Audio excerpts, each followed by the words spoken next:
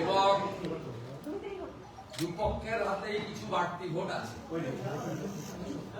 দুপক্ষের হাতে কিছু বাড়তি ভোট আছে, কিন্তু গণতান্ত্রিক বিধি বিধান মেনে আমরা বরাবরই মনে করি যে সংখ্যা অনুযায়ী নির্বাচন হওয়া উচিত এবং এখানকার ভোট ওপেন ভোট।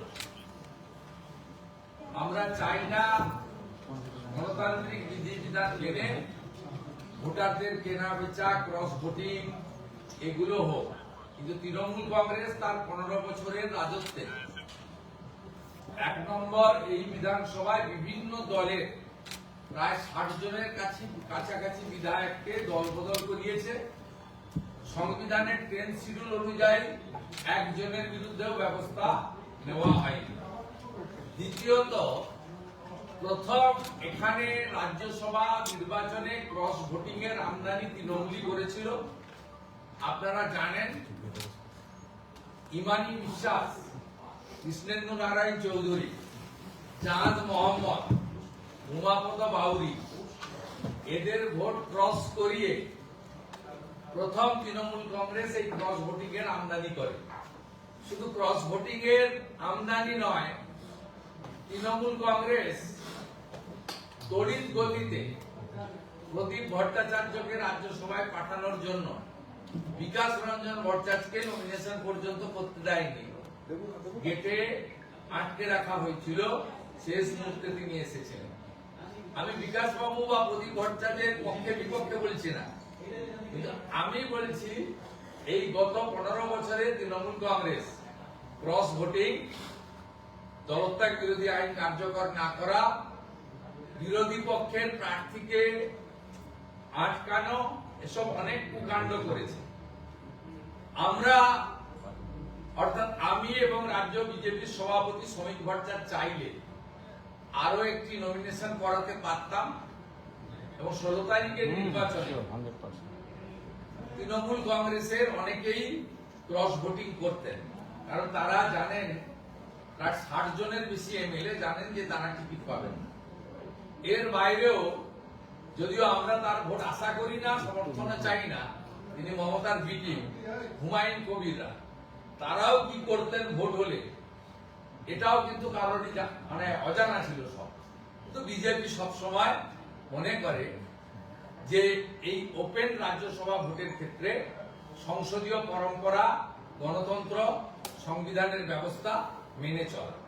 তাই ভারতীয় জনতা পার্টি প্রথম থেকেই অনন্ত মহারাজ অর্থাৎ নগেন্দ্রনাথ রায়, মাননীয় শ্রমিক ভট্টাচার্য মহোদয়, পরিশেষে রাহুল সিনহা, আমরা আমাদের ভোটার সংখ্যা অনুযায়ী আমরা নমিনেশন করেছি এবং তৃণমূলের বিপদ ছিল বলে তৃণমূল এবারে বিগত দিনের মতো বাড়তি প্রার্থী দেওয়ার ঝুঁকি নেয়নি।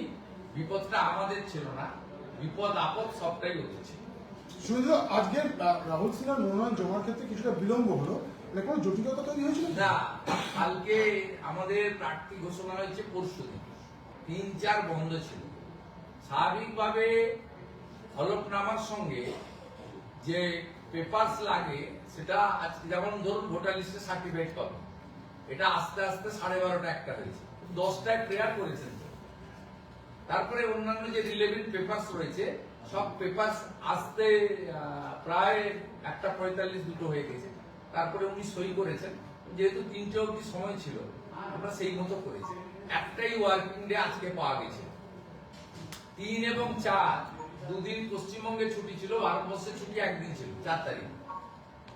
তাই অন্যান্য রাজ্যে অন্য দলের প্রার্থীরা 3 তারিখে কাগজ রেডি করতে পেরেছে, আর আমাদের 3 তারিখেও সুযোগ ছিল না, 4 তারিখেও সুযোগ ছিল না। সেইটুকু কিন্তু তার জন্য আরো অসুবিধা হয়েছে বলে আমার তো মনে হচ্ছে না। সবটা ঠিকঠাকই হয়ে গেছে, স্মুথলি হয়ে গেছে এবং আমরা 40 জন বিধায়ক তাকে সমর্থন করেছি, 10 জন করে প্রত্যেকটা সেটে, সাফিসিয়েন্ট নাম্বার অফ প্রপোজালস। এবং রাহুল সিনহা জয়ের শুধু সময়ের অপেক্ষা।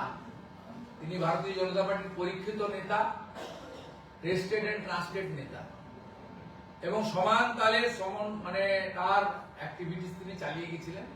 দল যোগ্য মনে করেছে, শুধু কেন্দ্রীয় নেতা নয়, আমি শ্রমিক দা এবং আমাদের যে রাজ্য ইলেকশন কমিটি বসেছিলাম, তাতে আমরা যে 5টি নাম পাঠিয়েছিলাম, আজকে বলতে কোনো অস্বীকার করার উপায় নেই, সেখানে গুরুত্ব দিয়েই রাহুল সিনহার নামটাও পাঠানো হয়েছিল।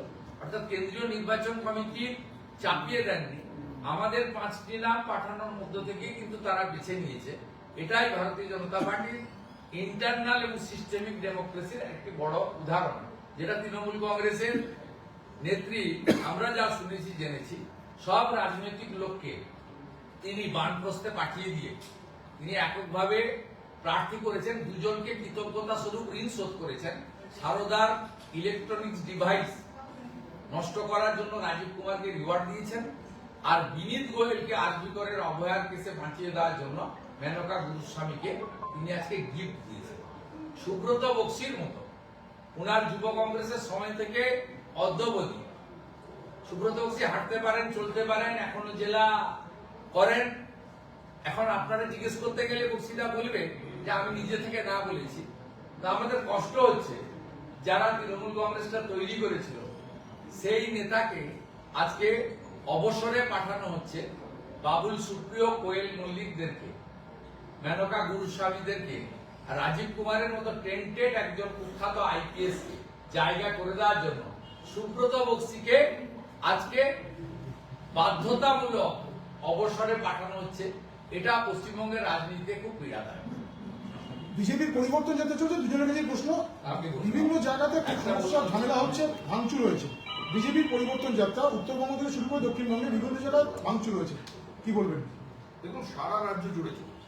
বারাবণীতে হয়েছে, কুচবিহারে হয়েছে, বিক্ষিপ্ত ভাবে সর্বত্র পশ্চিমবঙ্গে তৃণমূল কংগ্রেস বিজেপির উপরে হামলা চালাচ্ছে। তৃণমূল কংগ্রেস জানে যে তৃণমূল কংগ্রেস নেই, তৃণমূল কংগ্রেস চলে গেছে, তৃণমূল কংগ্রেস চলে যাবেই। আর হামলা করে, আক্রমণ করে যদি বিজেপিকে উঠিয়ে দেওয়া যেত, তাহলে 2016 সাল থেকে আজ পর্যন্ত 300 বেশি বিজেপি কর্মী খুন হয়েছে। 2021 সালের 2রা মের পর 27 দিনে 56 জন বিজেপি কর্মী খুন হয়েছে, ঘরছাড়া করা হয়েছে, লক্ষ লক্ষ টাকা জরিমানা দিয়ে বিজেপি সমর্থকদের বাড়ি ফেরানো হয়েছে, মাথা পুড়িয়ে কামিয়ে দেওয়া হয়েছে, নিজের মূত্র ত্যাগ করিয়ে তাকে দিয়ে খাওয়ানো হয়েছে। এই তো অত্যাচার চলেছে। মহিলাকে সম্পূর্ণ নগ্ন করে তার সামনে বসে থেকে তাকে দিয়ে চা বানিয়ে বিস্কিট খেয়ে তাকে বলে গেছে যে এই পার্টি এই ক্ষমতা পাওয়া যাবে না। তারপরেও বিজেপি উঠে যায়নি। আমরা এখানে থাকতে এসেছি, চলে যেতে আসিনি। তবে এটা ঠিকই, আমরা ক্ষমতার পট পরিবর্তনের পর স্বজন হারানো শ্মশানে তোদের চিতা আমি তুলবই। আমরা ওদের চিতা তুলব না। পশ্চিমবঙ্গের যে রাজনৈতিক সংস্কৃতি, যে ভোট সংস্কৃতি তৈরি হয়েছে, এই হিংসার সংস্কৃতি, এই সংস্কৃতিকে আমরা চিতায় তুলে দেবো। সারা ভারতবর্ষে যেভাবে মানুষ তাদের গণতান্ত্রিক অধিকার প্রয়োগ করে, সেই ব্যবস্থা প্রকাশ্যে গুলি করে দিল, তাকে ধরতে 9 দিন সময় লাগলো রাজ্য পুলিশকে। দিল্লি থেকে অ্যারেস্ট হয়েছে কিছুক্ষণ আগে, হাওড়ার ঘটনার ও আপোষ করে দিয়েছে।